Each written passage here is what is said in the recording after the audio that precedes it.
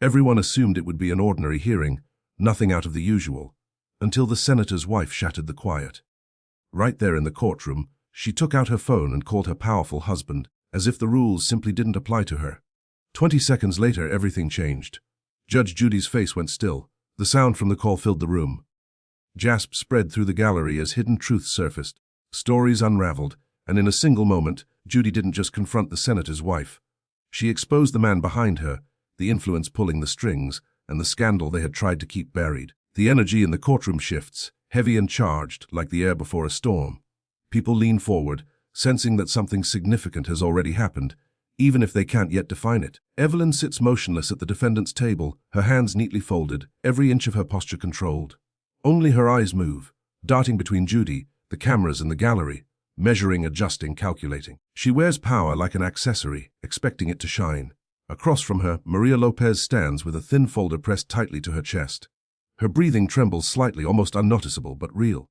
She looks at Evelyn like someone who has already lost too much. Judge Judy lets the silence stretch. It becomes something tangible, pressing against everyone in the room. She hasn't raised her voice or even shifted much. Yet Evelyn's smile grows tighter with each passing second. Mrs. Pierce, Judy finally says, her tone calm but firm, "Before we continue, I have one question." The room reacts instantly. Subtle movements, sharpened attention, even the bailiff straightens. Evelyn nods, offering a composed, practiced smile. "Of course, Your Honor." Judy's expression remains unchanged. "Who gave you permission to call him?" The smile cracks, just slightly, but enough. Evelyn's fingers twitch, betraying her composure. For the first time, something underneath begins to show. She answers too quickly. "It was a misunderstanding." Judy doesn't reply. She simply waits. Silence, in her courtroom, is a tool, and a precise one. Evelyn rushes to fill it. "My husband is a public official. People reach out to him all the time. I only wanted clarification on how to handle the situation." "You made the call," Judy says quietly, cutting in. Evelyn blinks. "Yes." "And you placed it on speaker." Another pause. Slower this time. Maria lowers her gaze, remembering those 20 seconds. The quiet confidence, the assumption no one else would hear. "You believed you could consult someone outside this courtroom to influence what happens inside it." Judy continues. Her voice stays even, but the weight of her words fills the space. Evelyn straightens, rebuilding her confidence piece by piece. "Your Honor, I was only—" Judy lifts her hand, stopping her mid-sentence. A small motion, but absolute. "We'll address what was said during that call," she says, leaning forward slightly. "And we'll discuss why you made it." The room seems to cool. Maria shifts her stance, sensing something deeper unfolding. "But first," Judy continues, her voice lower now, "I want to understand something else." A pause. "Why did you look afraid?" Evelyn lifts her chin just a fraction higher, as if posture alone can rewrite what everyone witnessed. The courtroom watches her closely, like an audience watching someone who has lost track of where performance ends and truth begins. Judy remains still, patient, unblinking. Evelyn smooths the sleeve of her cream blazer, a practiced motion, almost automatic. When she speaks again, her voice is steady, polished, the tone of someone used to public attention. "Your Honor, I'd like to explain what happened. This was simply a misunderstanding." The word hangs in the air, carefully chosen, meant to soften what came before. Maria's grip tightens on the folder. She says nothing, but her silence carries weight Evelyn can't replicate. Evelyn continues, brushing at the table as if clearing something invisible. "I hosted a charity event, as I often do, to support community programs. Lopez attended as a volunteer. She became overwhelmed and misread a conversation. Her eyes flicked briefly toward Maria, polite but cold. She claimed I was disrespectful. I tried to calm things down, but she escalated the situation. She tends to." Judy raises a single eyebrow. "It's enough to stop her." "Miss Pierce," Judy says evenly, "I asked about your actions, not hers." Evelyn's smile falters, then returns, thinner now, strained. "I was providing context, Your Honor. Context only matters," Judy replies softly. When it's honest, the tension sharpens. People lean in closer. Maria's heartbeat seems visible in the slight movement of her shoulders. Evelyn adjusts her approach. It shows in her posture, the angle of her head, the softened tone of her voice. "Your Honor, I've devoted my life to public service and supporting my husband's work. I operate under immense pressure to maintain professionalism. That day, I acted in what I believed was the best way." Judy studies her carefully, as if looking past the surface. "And calling your husband during this hearing," she says, "was part of that professionalism." Evelyn swallows. "It doesn't go unnoticed. I only wanted accurate guidance," she says more quietly. "I didn't want anything to be misrepresented. We deal with sensitive matters regularly." For the first time, Maria lifts her head. Their eyes meet. There's pain in Maria's expression, but also something steady, something unshaken. Judge Judy turns her attention to her. Ms. Lopez, she says. You brought a folder with you. Maria nods. Her hands tremble slightly as she steps forward and places it on the podium. She doesn't open it. She doesn't have to. Its presence alone shifts the balance of the room. Judy gestures toward the folder. Go ahead. The latch clicks open, quiet yet loud enough to pull every breath from the room. Evelyn freezes completely. Inside are photographs, timestamps, printed messages, evidence laid out without mercy. Her smile slowly disappears, replaced by something colder. Recognition. Judy's gaze sharpens, locked onto her. Mrs. Pierce, why doesn't your timeline align with what's in that folder? It sits open like a wound, silent, undeniable, ready to spill the truth into the courtroom. Evelyn's breathing falters, faint but noticeable. Maria's fingers hover over the first page, steadying themselves before what's coming. Judy leans forward just enough to shift the energy in the room. Everything stills. Even the faint hum above seems to fade. Maria takes a careful breath, gathering courage, and lifts the first photograph. A timestamp glows in the corner like a harsh spotlight. This was the morning of the brunch, she says quietly. 1:02. Evelyn stiffens. Her eyes flick toward the image as if she could erase it just by looking. Mrs. Pierce said she never spoke to me until the incident inside. Maria continues, her voice shaking but determined. But here, she's already standing with me outside. The photo shows Evelyn facing Maria near the entrance, not with warmth, but with a pointed finger and visible irritation. Soft gasps ripple through the gallery. Evelyn straightens quickly, her smile snapping back into place like armor. That picture is being misinterpreted. I was simply asking her something about the setup. Mrs. Pierce. Judy interrupts calmly. You described your first interaction as pleasant. That does not appear pleasant. Evelyn's jaw tightens. A single image can be misleading. Maria turns the page without even glancing at her. Printed messages. Dozens of them. Mrs. Pierce contacted me 3 times after the brunch. Maria says softly. I didn't reply. Then these came. Judy studies the page. These numbers match the area code associated with your husband's staff. Evelyn blinks rapidly. I would never involve his office in something so insignificant. Maria nods once, painfully. But someone did. Judy shifts her attention back to Evelyn. Do you recognize any of these messages? There's a pause. Just long enough. No, Evelyn says, but the word comes out thin, almost hollow. Anyone could fake a number. A wave of quiet disbelief moves through the room. Maria slowly closes the folder halfway. Your Honor, I never wanted this. I tried to leave that day, but she followed me. Her voice cracks. She told me to remember who she was. Evelyn's expression tightens, shock flashing briefly. That's not true. Judy raises a hand. Lower your voice, Mrs. Pierce. You'll have the opportunity to respond properly. The atmosphere shifts again, heavier now. The open folder on the podium seems to pull attention toward it, as if it carries its own weight. Judy nods toward the clerk. Please play the audio file. Evelyn's head turns sharply. What audio file?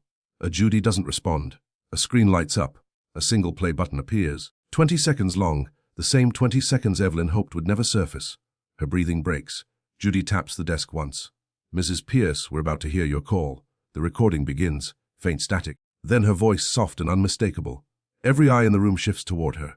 She remains still. Judy says nothing, but her silence cuts sharper than words. The courtroom becomes completely motionless. The kind of quiet where even breathing feels loud. Evelyn's composure collapses the moment her voice plays through the speakers. Just tell me what to say to shut this down. 7 simple words, but they hit the room with force. A ripple of whispers spreads before the bailiff's glare forces silence again. Maria stands frozen, arms wrapped tightly around herself as if the sound reopens something she tried to bury. Evelyn closes her eyes for a brief moment, barely noticeable but enough. Enough for Judy. Enough for everyone. The audio continues. She is nobody.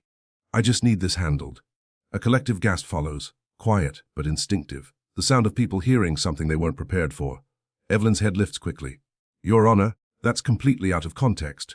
Judy raises her hand, and the recording cuts into a low hum. Mrs. Pierce, she says calmly, before you say anything, remember, this is your voice. Evelyn tries to smile, but it doesn't hold. I was frustrated. People say things when they're upset. Judy leans back slightly. Frustration doesn't explain your wording, or your tone. Evelyn attempts to speak again, but Judy's gaze stops her cold. Again, Judy repeats, tapping the desk lightly. A very deliberate choice of words. Evelyn shifts in her seat. Yes, but that wasn't intentional. Not accidental. Judy cuts in, her tone steady, almost clinical in its precision. You said handle this again. Not help me, not clarify. You said again. Maria lowers her gaze, as if those words reopen something she had hoped this courtroom would finally close. Judy turns to her. Ms. Lopez, Had you ever filed any complaint against Mrs. Pierce before this? Maria shakes her head. No, I tried to stay away from her after that day. Judy nods slowly, then looks back at Evelyn. She lets the meaning settle quietly across the room. Evelyn flinches. Your Honor, you're twisting this. No, Judy interrupts cleanly. I'm listening. Evelyn tries to respond, but her words stumble over each other. She glances toward the gallery, searching for support among faces that once admired her. No one meets her eyes. Judy's voice softens slightly. Not gentle, but intentional. Pierce, I've seen people misuse power before. I've seen arrogance. Evelyn blinks. Then what was it? Judy leans forward. That wasn't arrogance. A pause. It was familiarity. The room goes still. Familiarity, Judy repeats, slower this time. The kind that comes from experience. Evelyn's composure begins to slip. Her fingers tighten along the edge of the table, knuckles turning pale. Judy lets the silence sharpen before delivering the next blow. Mrs. Pierce, she says, her eyes fixed on her. This isn't the first time someone has accused you of this, is it? Evelyn's breath catches. Barely, but enough to shift the entire atmosphere. Her eyes move away from Judy's, the reflex of someone confronted with a truth they never intended to face publicly. The gallery leans forward, sensing the unraveling. Judy doesn't rush. She lets the question hang in the air, slow and deliberate, like something burning quietly but steadily. Evelyn clears her throat, but it sounds strained. Your Honor, I don't understand what you're suggesting.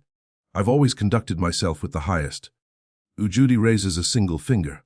Do not finish that sentence. It would be dishonest to both of us. A ripple moves through the room. Evelyn's hands retreat into her lap, fingers twisting together.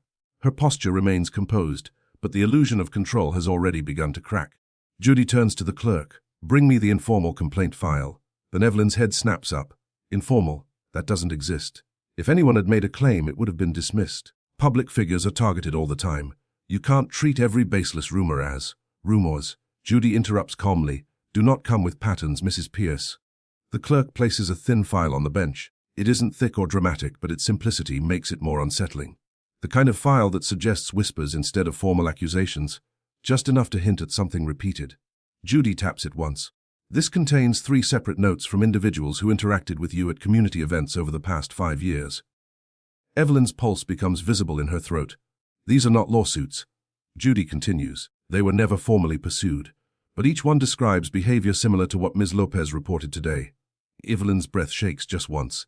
They misunderstood, or, Judy replies, leaning forward slightly. They recognized a pattern. Maria watches Evelyn now with a mix of disbelief and quiet realization. She hadn't imagined she was part of something larger, something repeated. Judy lifts the first page. A volunteer from a literacy fundraiser. She states you told her to know her place when she questioned a seating arrangement. A low murmur moves through the gallery. Judy raises the second page. A staff member from a food bank event. She says you called her replaceable. The whispers grow louder. Judy's voice lowers further as she prepares to reveal the next. Judy glances briefly toward Maria. A young organizer who suggested a schedule adjustment, she says. She reported that you told her people like her should be grateful just to be included. Maria's eyes widen. The words hit too close, too familiar. Evelyn closes her eyes. Your Honor, I didn't mean. Mrs. Pierce. Judy cuts in. Intent matters far less than impact. Those complaints were never pursued because those women chose to walk away. Lopez is the first who didn't. Evelyn opens her eyes slowly, and for the first time the arrogance is gone. What replaces it is fear, quiet, unsteady, and unmistakably real. Maria looks down at her folder, finally understanding the weight of what she chose to do. Judy allows the silence to settle before speaking again, her voice firm and grounded. Mrs. Piercy, where were you actually going that morning before the brunch began? Evelyn hesitates.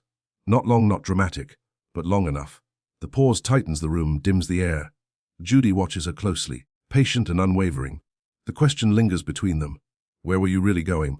Evelyn parts her lips, but no words come. She closes them again, takes a breath, and tries once more. I was on my way to the venue. Even she seems to hear how weak it sounds. Judy tilts her head slightly. At 7:45 in the morning, the event didn't begin until 11. A quiet ripple of surprise moves through the gallery. Maria looks up sharply, realization settling in. Evelyn forces a smile that never reaches her eyes.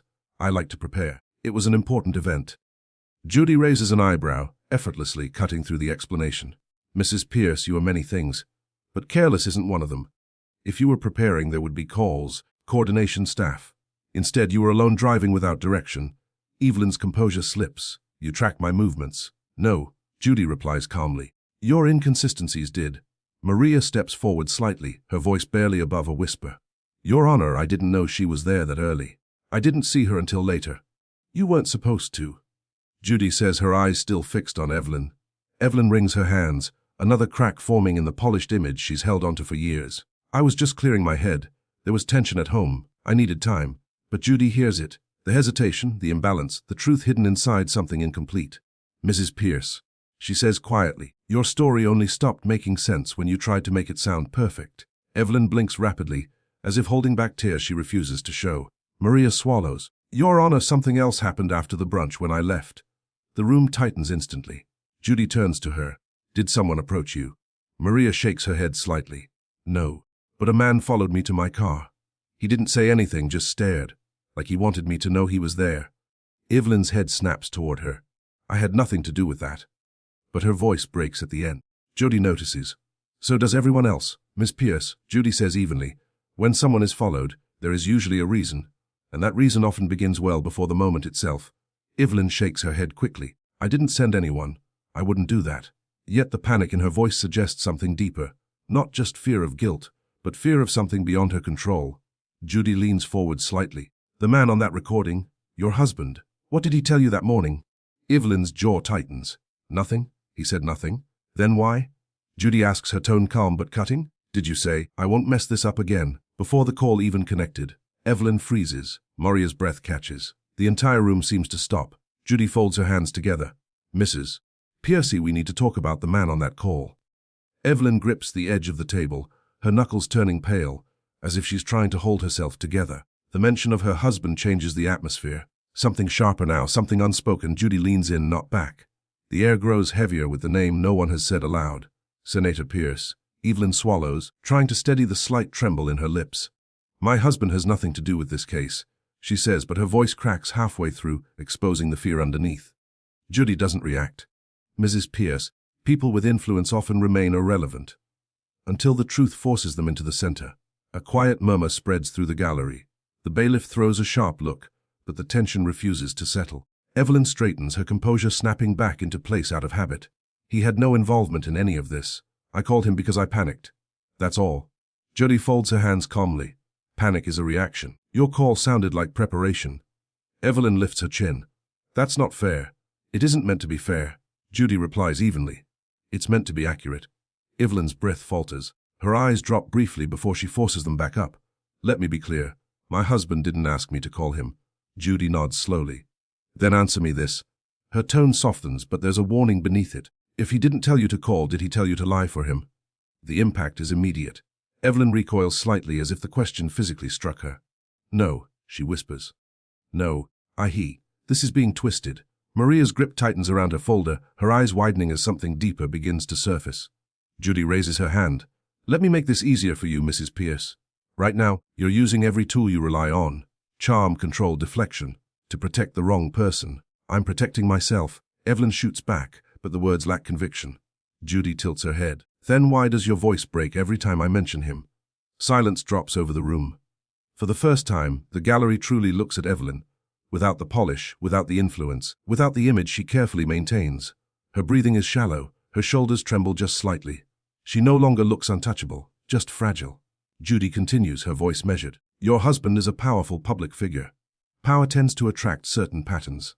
Evelyn's eyes flick upward. He didn't threaten her, she says too quickly. I didn't say he did. Evelyn freezes. Maria speaks carefully, her voice uncertain. Your Honor, the man who followed me. Was he connected to her husband's security? Judy keeps her eyes on Evelyn. We'll address that shortly. Evelyn shakes her head rapidly. I didn't send anyone. I swear. I never wanted Maria to feel afraid. But her voice wavers, fragile and unstable. Judy studies her closely. Mrs. Pierce, when someone tries this hard to defend another person, it usually isn't loyalty. A pause. It's fear. Evelyn's lips part, but nothing comes out. The carefully built world around her begins to tilt. Judy leans in slightly, her voice now almost a whisper. Tell me the truth. What exactly did your husband tell you to do that day? Evelyn's pupils tighten. Her breathing stutters, like the question has reached somewhere she never intended to expose. The room feels it, that quiet shift before everything breaks.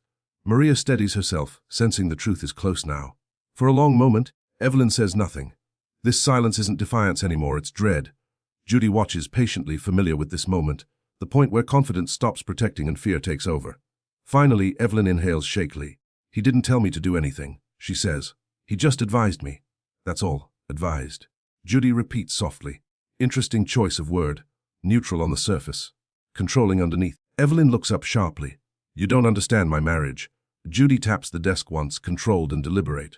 Then explain it to me. Evelyn presses her lips together.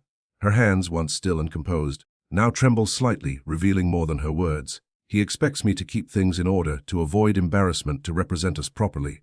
Maria watches in stunned silence, not out of sympathy, but because everything is starting to make sense. And did you feel like you were failing him that morning? Judy asks. Evelyn's voice breaks. Yes. A quiet reaction moves through the gallery. This isn't the confession anyone expected, especially not Evelyn. Judy's tone shifts, still firm but quieter now. So you called him during the hearing because you were afraid? Evelyn nods once, small, fragile. I didn't know what he wanted me to say. I needed direction. Direction. Judy repeats. And did he give you any? Evelyn hesitates. This pause says more than any answer could. I erased the messages, she murmurs. A ripple of shock moves through the courtroom. Even the bailiff glances over, surprised. Judge Judy leans in slightly. Erased why? Evelyn swallows hard. They weren't important. Maria tightens her hold on the folder. When she finally speaks, her voice is barely above a whisper. He told you what to say about me, didn't he? Evelyn shuts her eyes. I can't. You can. Judy cuts in calmly. And you will. Evelyn's voice shakes. He sent me a message. It said keep her quiet. Do whatever it takes. A heavy breath sweeps across the room. Maria covers her mouth, silent tears slipping down her face. And did you follow through? Judy asks, her tone turning colder. Evelyn shakes her head quickly. No, I didn't want to hurt her. I just panicked. I tried to manage everything before it got out of control. By lying. Judy states. Evelyn nods, breaking down. Yes, by lying. The room shifts, some faces filled with anger, others with sympathy. The polished image Evelyn carried is gone, replaced by someone visibly shaken, overwhelmed and human. Judy glances toward the clerk. Pull up the next file. A screen flickers to life. A video thumbnail appears. Evelyn's breath catches. What is that? Judy's voice softens slightly. Evidence of the man who followed Ms. Lopez. Color drains from Evelyn's face. Judy presses a button. Mrs. Pierce, you need to see this. The lights dim as the video begins. Maria grips the podium tightly, bracing herself. The footage is shaky, clearly recorded on a phone. It shows the entrance of a charity brunch, filled with elegantly dressed guests talking and laughing, unaware of the tension building. Then the camera shifts. Evelyn appears.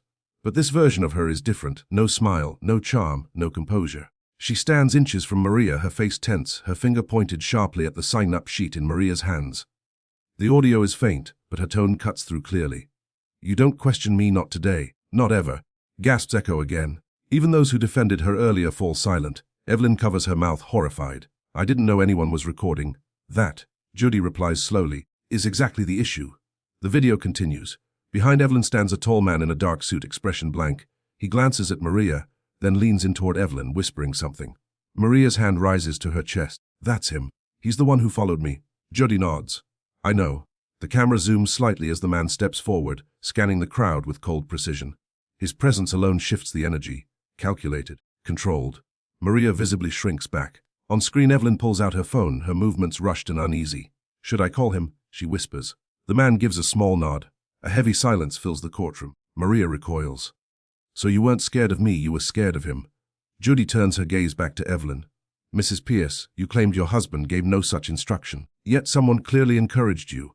He's not an employee. Evelyn stammers. He's just a consultant, a scheduler. I don't even know why he. Her words collapse before they land. The man in the video turns slightly, revealing more of his face. Judy pauses the footage. Recognition spreads instantly. Gasps break out across the room. This man, Judy says firmly, has appeared in multiple community disputes where complaints against you quietly disappeared. Evelyn shakes her head. No, he wasn't there for me.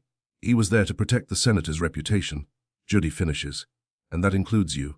Evelyn sinks into her chair, burying her face in her hands. Maria exhales, her body trembling. Not from victory, but from finally being believed. Judy's voice lowers again. Mrs. Pierce, this man wasn't following Maria. He was managing you and controlling everything around you. Evelyn's shoulders shake. The truth is no longer something she can avoid. It's closing in on her from every side. Judy leans forward. Evelyn, what exactly did he tell you to threaten her with? The paused image of the man remains on the screen. Cold, unreadable. Evelyn stares at it like it's something she never intended to face. Judy folds her hands, her voice quiet but cutting. Mrs. Pierce, this man has been involved in multiple incidents tied to you. A beat of silence. Why, she wipes her hands down her legs, leaving faint smears where her makeup has rubbed off. Your Honor, I didn't ask him to be there, she says quietly. He just shows up sometimes. My husband sends him to keep everything under control. Under control? Judy echoes. Is that what you call what happened to Ms. Lopez? Maria swallows, remembering the cold stare from across the parking lot. She gives a small, shaky nod. Evelyn shuts her eyes, her voice barely there.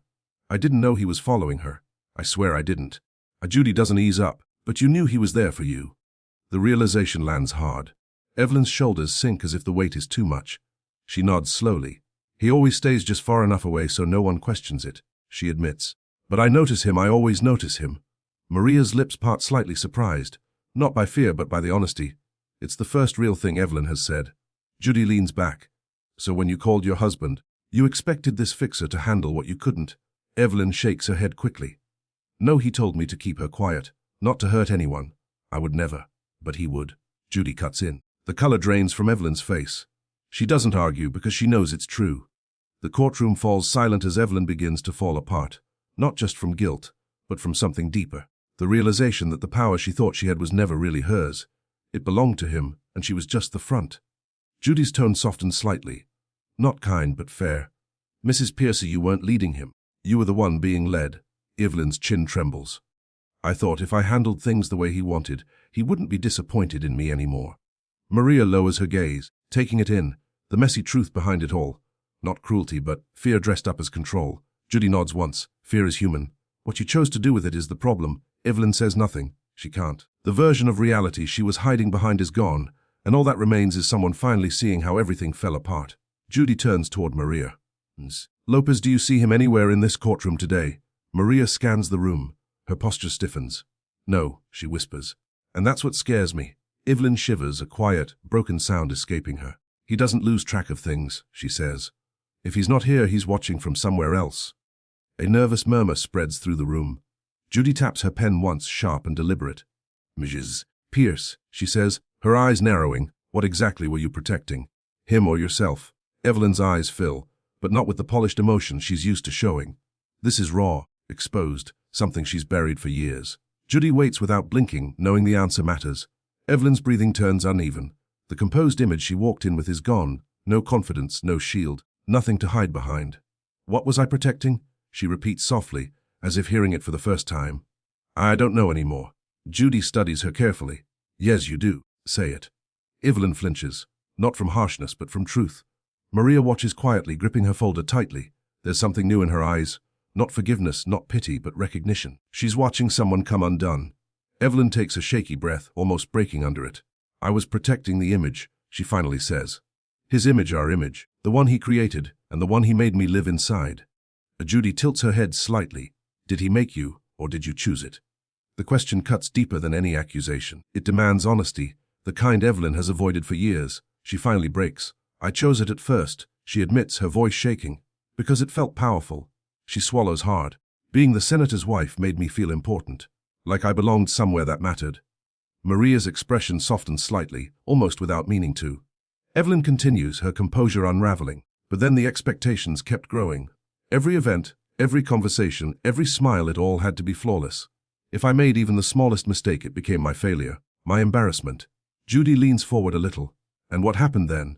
Evelyn nods faintly, her eyes glossy, coldness, silence. Disappointment that felt like punishment.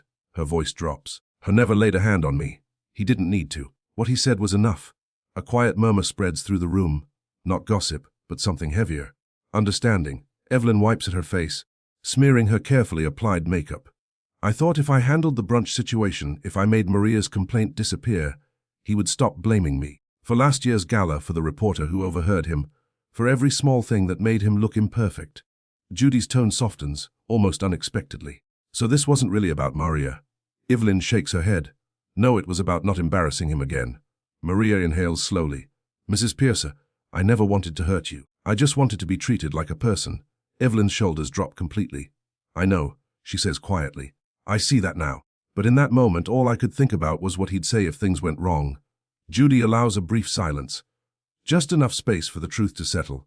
Then she asks, calm and precise, "Evelyn, what exactly did he say to you that morning?" Evelyn looks up, tears trailing down her face. "He told me not to embarrass him again." The room goes still. And suddenly, everything shifts. This wasn't arrogance. It was survival disguised as control. Judy leans in slightly. "Mrs. Pierce, the person you've been protecting isn't him." A pause. "It's the version of yourself he made you afraid to become." Evelyn sits frozen, her confession hanging in the air. The image she built, polished, controlled, untouchable, has shattered around her. Judy watches her, not with judgment but with clarity, the kind that comes when someone finally tells the truth. No one moves. Not Maria. Not the gallery. Not even the bailiff. The room holds its breath. Evelyn's hands rest on the table, open and still, as if she no longer has the strength to pretend. Her makeup streaks down her face, the mask gone, leaving only who she really is. Judy takes a slow breath. "Mrs. Piercy, I appreciate your honesty. But honesty now doesn't undo the damage." Evelyn nods, not for show, but because she understands. "I know," she whispers. "I know." Maria exhales carefully, looking at Evelyn, not with triumph, but with quiet sadness. "I didn't realize you were going through all that," she says softly. "I just didn't want to be treated like I was beneath you." Evelyn's voice cracks. "I'm sorry. Truly. I thought if I controlled everything, if I controlled you, it would stop things from getting worse at home. That control," Judy says firmly, "wasn't protection. It was projection. You placed your fear onto someone who didn't deserve it." Evelyn nods again, curling inward. I know. She wraps her arms around herself, not for comfort, but to hold herself together. Judy studies her, not as a senator's wife, not as a public figure, but as a person unraveling in front of her. "Mrs. Pierce, you mentioned earlier that this fixer just appears. Does your husband send him without asking you?" Evelyn hesitates. "He says it's for my safety." Judy raises an eyebrow. "Is it?" Evelyn slowly shakes her head. "No, it's for his."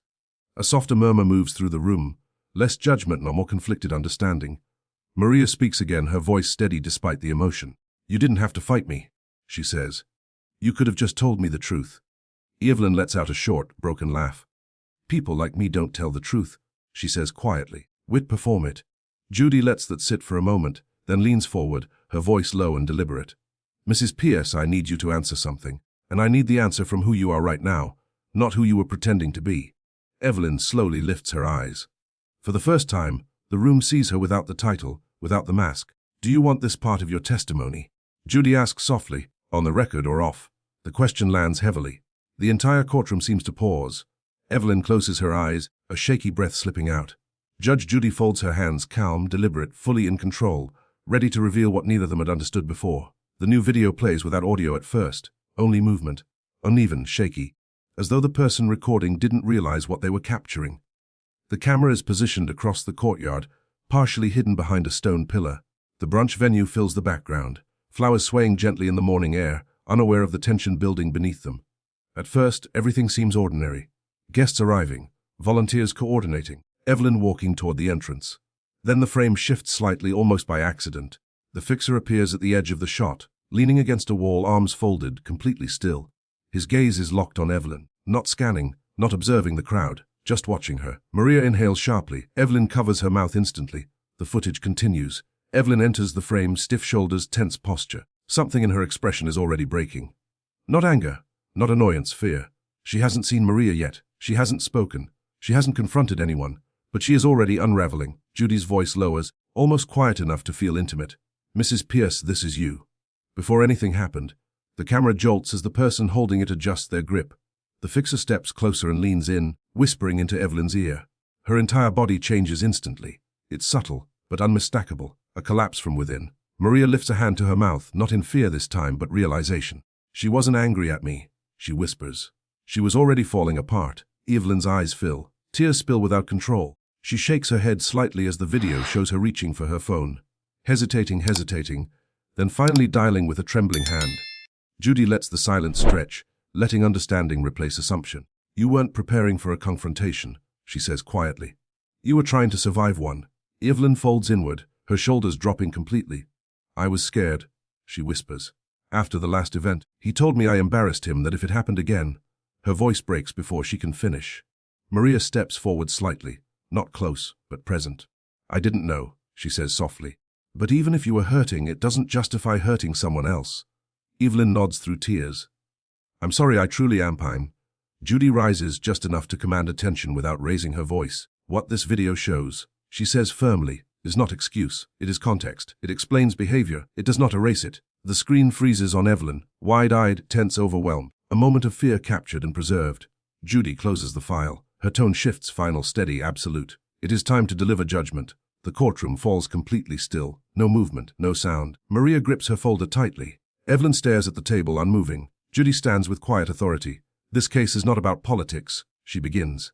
It is not about status. It is not about appearance. It is about choices and consequences. Evelyn slowly lifts her gaze, stripped of every layer she once used to protect herself. Maria stands firm, not victorious, but grounded in truth. Judy turns toward her. Ms. Lopez, you were intimidated, dismissed, and followed by someone connected to Mrs. Pierce's circle. You showed restraint in a situation no one should endure. A pause. The court finds in your favor. Maria exhales shakily, tears gathering as relief finally arrives, not loud but deep and steady. Judy shifts her attention back to Evelyn. You misused influence. You distorted the truth. And you acted out of fear of consequences at home. Her voice softens slightly. Fear does not excuse harm, but it explains how it begins.